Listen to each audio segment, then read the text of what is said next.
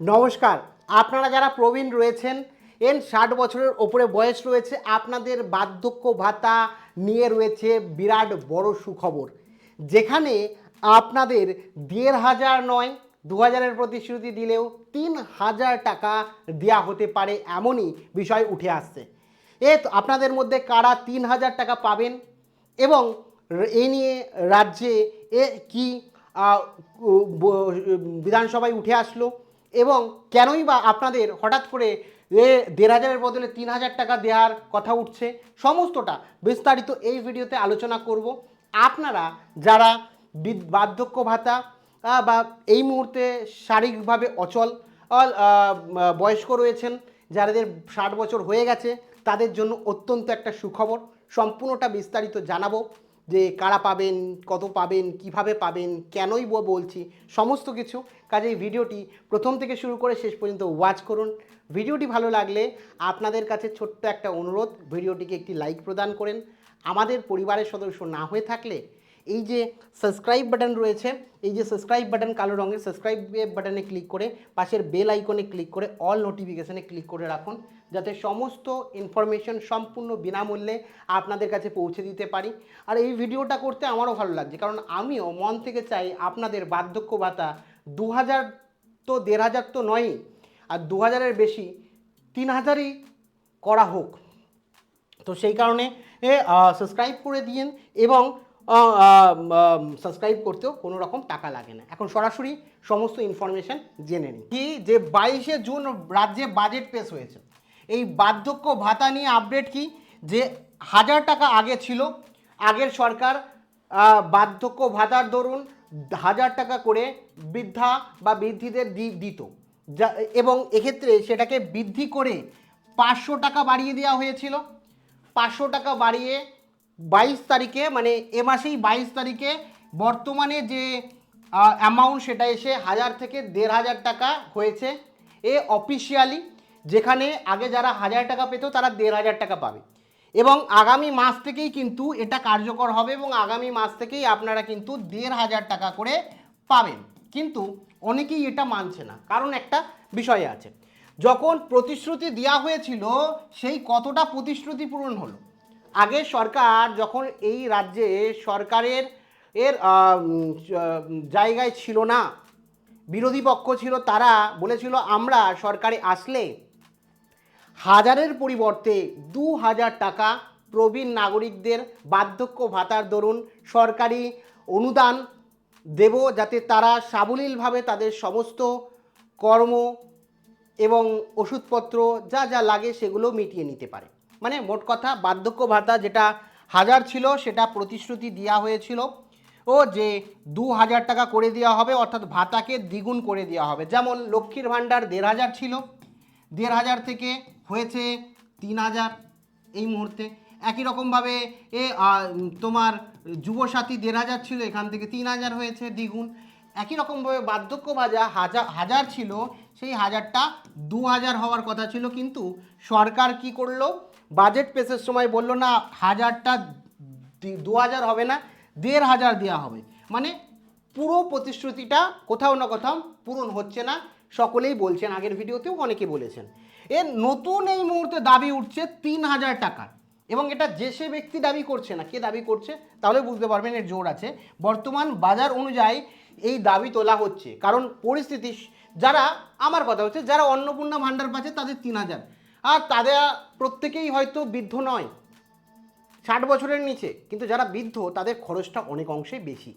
সেই কারণেই কিন্তু এখন ৩,০০০ কথা উঠছে, যে অন্নপূর্ণা ভাণ্ডারে মহিলারা যারা হয়তো ২৫ বছর বয়স, ২৬ বছর বয়স, তারা যদি ৩,০০০ টাকা করে মাসে পায়, তাহলে যারা বৃদ্ধ, হয়তো হাঁটতে পারে না ঠিক করে, হয়তো অসুস্থ, তাদের কেন ১,৫০০ করে দেওয়া হবে, তাদের কেন ৩,০০০ করা হচ্ছে না? ২,০০০ তো বলা হয়েছিল, ২,০০০ও করা হলো না, আরও ৫০০ টাকা কমিয়ে দেওয়া হলো, কেন ৩,০০০ করা হবে না? এ নিয়ে কি বলছে, নতুন দাবির নেপথ্যে একজন চিকিৎসক বাস্তব অভিজ্ঞতা দিয়ে তার সমস্ত বিষয় বিধানসভায় রাখেন। তিনি পেশাগত পরিচয় যদি বলি, একজন সার্জন গাইনোকোলজিস্ট বিশেষজ্ঞ, NTR university of health science ডিপার্টমেন্টের তিনি। তো এখানে তার দাবির ভিত্তি হচ্ছে কোনো ব্যক্তিগত স্বার্থ নয়, বরং দীর্ঘদিনের চিকিৎসা পেশার অভিজ্ঞতায় গ্রামীণ দরিদ্র ও প্রবীণদের কষ্টের কাছ থেকে দেখার অভিজ্ঞতা। মানে তিনি চিকিৎসা করেছেন গ্রামীণ এলাকায়ও তিনি যে এক্সপিরিয়েন্স, তার যে অভিজ্ঞতা, সেই অভিজ্ঞতায় তিনি বলছেন কোনো আমার স্বার্থের জন্য নয়, দীর্ঘদিন ধরে আমার চিকিৎসার পেশার যে অভিজ্ঞতা তার দরুন দরিদ্র এবং যারা বৃদ্ধ প্রবীণ তাদের যে কষ্ট সেটা আমরা কাছ থেকে দেখেছি এবং আমরা উপভোগ করেছি যে ১,৫০০ টাকায় বয়স্কদের চিকিৎসা বা ওষুধ খরচ মেটানো সম্ভব নয়, তাই ভাতা ৩,০০০ টাকা করা প্রয়োজন। ১,৫০০ না, ২,০০০ না, পুরোপুরি ৩,০০০ টাকা করা প্রয়োজন, যেটা অফিসিয়ালভাবে বলে দেওয়া হয়েছে। এবার এখানে বলে রাখি তার নাম কি, তার নাম হচ্ছে ডক্টর বিজয় মুখার্জি বা মুখোপাধ্যায়। ডক্টর বিজয় মুখোপাধ্যায় সত্যি একটা ভালো দাবি তুলেছেন। বিধায়ক তিনি এই মুহূর্তে পশ্চিম বর্ধমান জামুরিয়ার বিধায়ক কিন্তু তিনি। তো সত্যি এটা আমিও মনে করি যে একজন যে বৃদ্ধ, অন্নপূর্ণা ভাণ্ডারে যদি একজন মহিলা মাসিক ৩,০০০ টাকা পায়, যার বয়স হচ্ছে ২৫-২৬, আর একজন যে ৬০-৬১ বছর, ৬৫ বছর, ৭০ বছরের, তাদের খরচটা অনেকটা বেশি। মেন খরচ তাদের চিকিৎসা, ওষুধপত্র, রিপোর্ট করা, এগুলোতেই চলে যায়। যেমন আমরা যদি দেখি ১৫,০০০ টাকা যথেষ্ট নয় প্রবীণদের খরচের হিসাবে। ডাক্তারের ফির কথা যদি বলি, ন্যূনতম ৪০০ থেকে ৫০০ টাকা ভিজিট। মানে ডাক্তারের এখন ডাক্তার দেখাতে গেলে আমরা দেখি ৫০০ টাকার কমে ডাক্তারের ভিজিট হয় না। একই সাথে রক্ত বা অন্যান্য পরীক্ষা বয়সজনিত কারণে নির্দিষ্ট টেস্ট বা বাধ্যতামূলক, মানে যখন বয়স হয় একটা নির্দিষ্ট সময় পর টেস্ট করতে হয়, কারো রক্ত পরীক্ষা, কারো সুগার টেস্ট প্রতিনিয়ত থাকে। এর সাথে ওষুধ খরচ, যারা ইয়ং, ধরুন একটা ২৬-২৫ বছরের মহিলাদের, এর কিন্তু সেরকমভাবে প্রত্যেক মাসে ওষুধ থাকবেই প্রত্যেকে জরুরি না, কিন্তু ৬০ বছরের ওপরে, ৭০ বছরের ওপরে একটা এক্সট্রা খরচ যেটা হচ্ছে চিকিৎসার ওষুধের খরচ। ওষুধ খরচ অনেকটা প্রতি মাসে প্রায় ১,০০০ টাকা, এর থেকে অনেক বেশিও হয় ওষুধ খরচ, সাময়িক ১,০০০ টাকা হয়ে থাকে ওষুধ খরচ। এবং তারপরে তাদের যাতায়াতের খরচ, বা তাদের একটু বৃদ্ধ সেই সময় একটু ভালো মন্দ খাবার, বিশেষ করে বলতে গেলে পুষ্টিগত খাবার আর ফল, সেগুলোর খরচ রয়েছে, ওষুধ খরচ রয়েছে, তারপরে ডাক্তারের ফিস রয়েছে, বিভিন্ন টেস্টের খরচ রয়েছে। সব মিলিয়ে ১,৫০০ টাকায় সেটা পরিপূর্ণ করা সম্ভব নয়। যার কারণেই সরকারের কাছে এই যে বিধায়ক রয়েছে ডক্টর বিজয় মুখোপাধ্যায়, তিনি কিন্তু সম্পূর্ণভাবে বিষয়টা বলেছেন। এবং আমারও অনুরোধ সরকারের কাছে এই ভিডিও থ্রুতে, আপনারাও কমেন্ট সেকশানে অনুরোধ করেন যে অ্যাকচুয়ালি এই ৩,০০০ টাকা করা উচিত কিনা। যারা মনে করেন যে না, বৃদ্ধ মানুষ, তাদের খরচ রয়েছে, ১,৫০০ টাকায় করা সম্পূর্ণ নয়, আপনার মতামত কমেন্ট সেকশানে লিখুন। এই ভিডিওটা থ্রুতেও যাতে মানুষজন জানতে পারে যে যারা অ্যাকচুয়াল বার্ধক্য ভাতা আপনারা পেতে চাইছেন, তাদের সমস্যাটা কোথায়, আপনার বাড়ির বৃদ্ধ লোকের পেছনে প্রত্যেক মাসে কত খরচ হয়, আপনি কমেন্ট সেকশানে লিখুন। এবার বলে রাখি, এখানে পুরনো আরেকটা সমস্যা, যাদের কাছে প্রত্যন্ত গ্রামে একই সাথে যেখানে ধরুন ঠিকঠাক করে মানে খরচ জোগাতে পারে না, তারা কিন্তু শুধুমাত্র ১,৫০০ টাকার উপরেই নির্ভর করবে। এবং তাদের ক্ষেত্রে কি হবে, পুরনো প্রেসক্রিপশান চক্র, যা কী হয় অনেক দিন আগে, ১ বছর আগে, তাদের কাছে ভিজিট খরচ থাকে না, যে একবার ডাক্তার দেখাতে গেলেই ৫০০ টাকা নিয়ে নেবে। তারা ধরুন ২ বছর ৩ বছর আগের যে প্রেসক্রিপশান আছে সেই দেখেই ওষুধ খেতে থাকে। মানে পুরনো যে চিকিৎসা রয়েছে সেই মাসের পর মাস পুরনো প্রেসক্রিপশান দেখি ওষুধ খায়, ফলে তার যদি চিকিৎসাটা ধীরে ধীরে ঠিকও হয়, ওষুধ চেঞ্জও করতে হয়, সেটাও করা হয় না। একই সাথে তারা অর্থের অভাবে কি নতুন করে ডাক্তার দেখাতে চায় না, আবার ৪-৫০০ টাকা ভিজিট লাগবে, টাকাই তো নেই, টাকাই তো ১,৫০০। মাসে যদি ওষুধ লাগে ১,০০০ টাকার, আর ৫০০ টাকা ভিজিট দিলে সেখানেই তো শেষ হয়ে যাচ্ছে।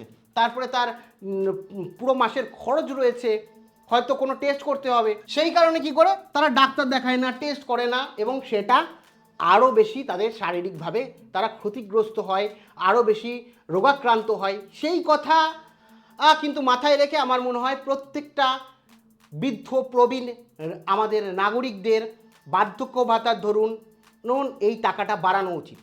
এদের সবথেকে আগে ইম্পর্টেন্ট এদের জন্য, ঠিক আছে। শুধুমাত্র অর্থের অভাব না, ব্যাংকিং পরিকাঠামোও কিন্তু বাধা রয়েছে তিনি জানিয়েছেন, এবং দূরত্ব, যেখানে গ্রাম অঞ্চলে সেরকমভাবে কাছে পিঠে ব্যাংক নেই, যেখানে গ্রামীণ এলাকায় 3 থেকে 4 কিলোমিটার দূরে অবস্থিত, বৃদ্ধ বয়সে বারবার সেখানে যাওয়া কষ্টকর। দ্বিতীয় হচ্ছে বায়োমেট্রিক সমস্যা। অনেক সময় কি হচ্ছে, পাড়ার যে সাইবার ক্যাফে থাকে সেখান থেকে বা সিএসপিতে প্রবীণ নাগরিক গিয়ে হাতের আঙুল দিয়ে টাকা তুলতে যায়, সেখানে তার বৃদ্ধ হয়ে গেছে, সেই কারণে হাতের আঙুলের ছাপও ঠিকমতো কাজ করে না, টাকা তোলা যায় না, তার কারণে বহু দূরে গিয়ে গ্রাম অঞ্চলে টাকা তুলতে হয়। এমনকি যার জন্য হিডেন ফিও থাকে, স্থানীয় দোকান থেকে যদি করে 1000 টাকায় 10 টাকা, কোনো কোনো জায়গায় তো 20-30 টাকা পর্যন্ত নিয়ে নেয়।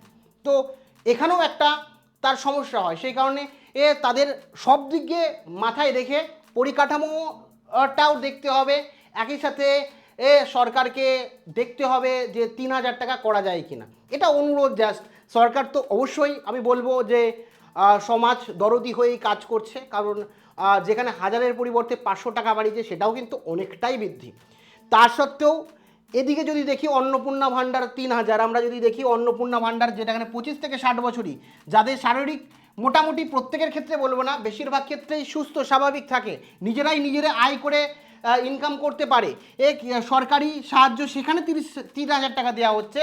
আর যারা বার্ধক্য ভাতা পাচ্ছে, 60 বছরের ওপরে যাদের বয়স, যাদের বয়সের ভারে দুর্বল এবং কর্মক্ষমতা নেই, সেরকমভাবে কাজ করার ক্ষমতা নেই, দিন লেবার করার ক্ষমতা নেই, উপার্জনের পথ বন্ধ, নিজস্ব সম্পূর্ণভাবে কারোর না কারোর ওপর নির্ভরশীল যারা, তো তাদের সরকারি অনুদান 1500টা কিন্তু একটু সমস্যাজনকই। সেই কারণে 3000 যদি এদেরও করে দেওয়া হয়, আমাদের যারা বৃদ্ধা রয়েছে, গুরুজন রয়েছে, তাদেরও যদি করে দেওয়া হয়, যারা সম্পূর্ণভাবে মানে দুর্বল এই মুহূর্তে এবং তাদের শারীরিক সক্ষমতার দিকে দেখে এবং তাদের এই বয়সে, যাদের 60-70 বছর বয়স, তারা গায়ের জোরে কোনো একটা কাজও করতে পারবে না, সব দিকে তাকিয়ে এদেরও কিন্তু 3000 টাকা করে দেওয়া উচিত আমার ব্যক্তিগতভাবে মনে হয়। যেখানে কর্মক্ষম মহিলারা 3000 টাকা পাচ্ছেন, সেখানে কেন নির্ভরশীল প্রবীণরা 1500 টাকা পাবে, সেটা নিয়েই কিন্তু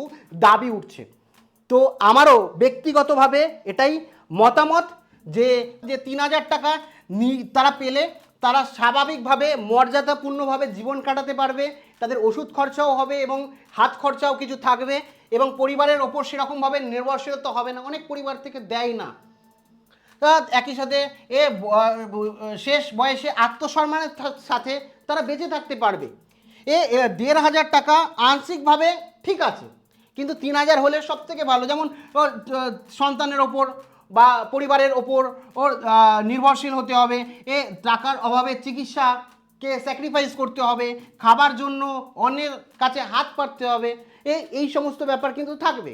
যেখানে আমার কথা হচ্ছে, যেখানে অন্নপূর্ণা ভাণ্ডারে 3000 করে দেওয়া হচ্ছে, যারা সুস্থ স্বাভাবিক নিজে কর্ম করতে পারবে, যে সমস্ত মহিলারা, সেখানে তাদের দেওয়া হচ্ছে যারা বৃদ্ধ, যাদের কর্মদক্ষতা এই মুহূর্তে নেই, তাদেরকে 1500 দিয়ে 2000-এর পরিবর্তে 3000 দেওয়াটাই উচিত।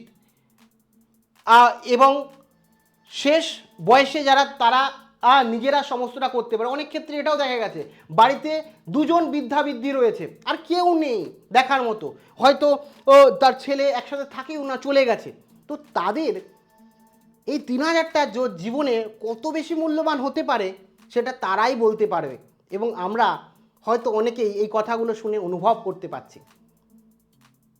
আপনারা যারা ভিডিওটি দেখছেন, সকলকে অনুরোধ করব, এই ভিডিওটি অন্তত লাইক করুন যাতে রিচ পাই, কমেন্ট করুন, আপনাদের মতামত জানান, এবং এই ভিডিওটা আপনাদের পরিবার, আত্মীয় স্বজন, ফেসবুক সমস্ত জায়গায় শেয়ার করুন, যাতে এই সকল মানুষ যারা আমাদের গুরুজন, তারা যাতে যথার্থভাবে সম্মানটুকু পায় এবং নিজে আত্মসম্মানের সাথে বেঁচে থাকতে পারে, এবং তাদের চিকিৎসায় যাতে কম্প্রোমাইজ করতে হয় না। যারা বড় লোক, যাদের টাকা পয়সা আছে, তাদের কথা আমি বাদই দিলাম, যারা এক বাড়িতে বৃদ্ধি রয়েছে, তাদের কথা ভেবে দেখুন তো। বাদবাকি আপনাদের মতামত অবশ্যই কমেন্ট সেকশনে জানিয়েন। Thank you.